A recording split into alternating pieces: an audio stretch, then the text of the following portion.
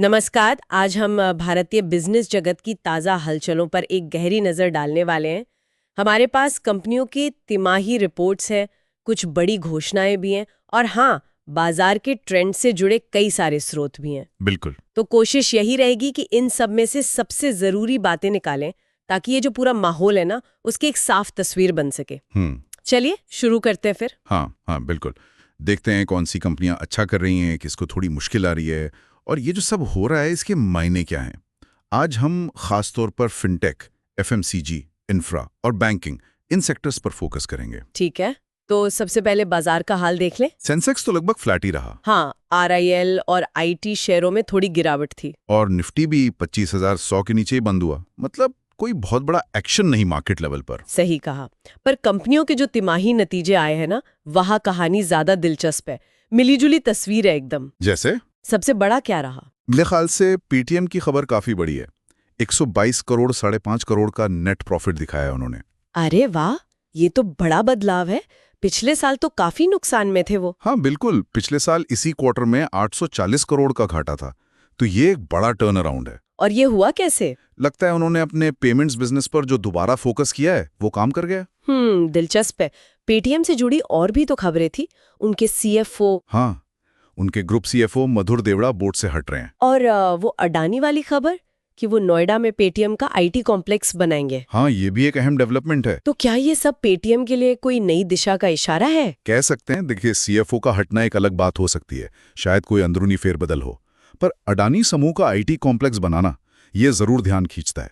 दिखाता है कि बड़े प्लेयर्स फिनटेक इंफ्रा में दिलचस्पी ले रहे हैं। और इसी से जुड़ी एक और खबर थी ना, एसबीआई कार्ड और फोन पे की। हाँ, वो दोनों मिलकर एक को ब्रांडेड क्रेडिट कार्ड ला रहे हैं। ये भी डिजिटल पेमेंट्स में बढ़ती पार्टनरशिप का एक उदाहरण है। अच्छा, तो फिनटेक में तो माहौल कुछ पॉजिटिव लग रहा है, लेकिन एफएमसीजी का क्या हाल है? आपने कहा मिली-जुली तस्वीर है। हाँ, एफएमसीजी में कहानी थोड़ी अलग है। जैसे कोलगेट पामोलिव को देखिए। उनका क्या रहा? उनका मुनाफा करीब 12% गिरा है, 321 करोड़ रह गया। ओह, वजह क्या बताई उन्होंने? शहरी मांग में कमी और साथ ही कंपटीशन भी बढ़ रहा है। तो मतलब एफएमसीजी सेक्टर पर थोड़ा प्रेशर है। लगता तो है, कम से कम कुछ कंपनियों पर तो दिख रहा है। हालांकि इसी सेक्टर में यूनाइटेड ब्रूरीज ने बेहतर नतीजे दिए। हाँ, उनका मुनाफा तो बढ़ा है। हाँ, करीब 5.9% बढ़कर 184 करोड़ हुआ। उन्होंने शायद लागत पर कंट्रोल किया है। तो देखिए, एक ही सेक्टर पर अलग अलग कहानी। सही कहा। अच्छा, और इंफ्रा से जुड़ी कंपनियों का क्या रहा?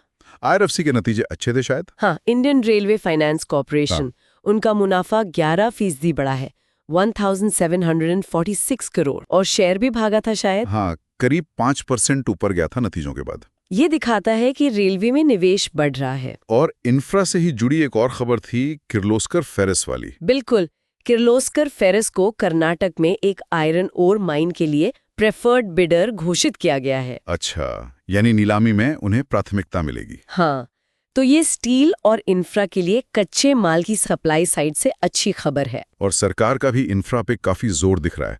महाराष्ट्र के गढ़चिरौली में वो बड़ा स्टील प्लांट लग रहा है। हाँ, राज्य का पहला मेगा इंटीग्रेटेड स्टील प्लांट। कह रहे हैं कि इससे चीनी कंपटीशन से लड़ने में मदद मिलेगी। और रोजगार भी पैदा होंगे, करीब 20,000। जी, और उधर ग्रेटर नोएडा में भी लॉजिस्टिक्स पार्क बनाने की बात चल रही है, जिसमें अडानी पोर्ट्स जैसी कंपनियां इंटरेस्टेड है। तो मतलब घरेलू मैन्युफैक्चरिंग और सप्लाई चेन पर फोकस है। निश्चित रूप से ये लॉन्ग टर्म प्लान्स लगते हैं, लेकिन इसके साथ साथ ना रेगुलेटरी और लीगल फ्रंट पर भी काफी एक्शन दिख रहा है। हाँ, वो भी कुछ खबरें थी, जैसे ट्राई कुछ कर रहा है स्कैम कॉल्स के लिए। हाँ, ट्राई एक डिजिटल सहमति फ्रेमवर्क पर काम कर रहा है ताकि ये जो फ्रॉड कॉल्स और एसएमएस आते हैं उन पर लगाम लग सके।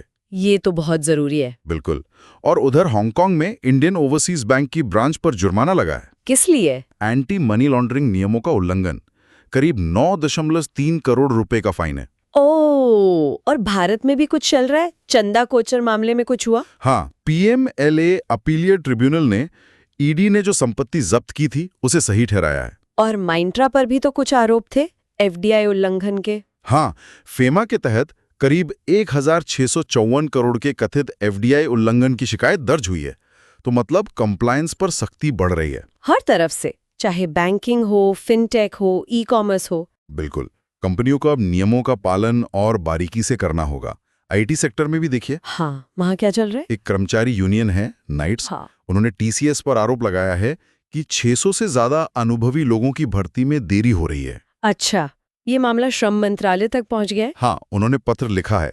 उधर इन्फोसिस के नतीजों का इंतजार है सबको। हालांकि यूरोप से डिमांड बढ़ रही है, जो आईटी सेक्टर के लिए थोड़ी राहत की बात हो सकती है। तो कुल मिलाकर देखें तो तस्वीर काफी मिली जुली है। हाँ, कहीं पेटीएम जैसी कंपनियां वापसी कर रही हैं, तो कहीं कोलगेट जैसी कंपनियां दबाव महसूस कर रही हैं। सही। इंफ्रास्ट्रक्चर पर जोर है, तो साथ ही रेगुलेटरी सख्ती भी बढ़ रही है। हाँ, और यहाँ एक सोचने वाली बात ये उभरती है कि ये अलग-अलग ट्रेंड्स एक साथ कैसे काम कर रहे हैं। मतलब एक तरफ आपको टेक्नोलॉजी, फिनटेक, इंफ्रा में तेजी दिख रही है, दूसरी तरफ पारंपरिक कंज्यूमर मार्केट में चुनौतियां हैं। हाँ, रेगुलेटर भी ज्यादा एक्टिव हो गए हैं। तो ये सब मिलकर भारतीय अर्थव्यवस्था को किधर ले जा रहे हैं? क्या हम एक ऐसे फेज में जा रहे हैं जहां ग्रोथ कुछ चुनिंदा सेक्टर्स में कॉन्सेंट्रेट होगी और बाकी सेक्टर्स को एडजस्ट करना पड़ेगा? ये एक बड़ा सवाल है। बिल्कुल। ये देखने वाली बात होगी कि ये ट्रेंड्स लॉन्ग टर्म में हमारी इकोनॉमी को कैसे शेप करते हैं।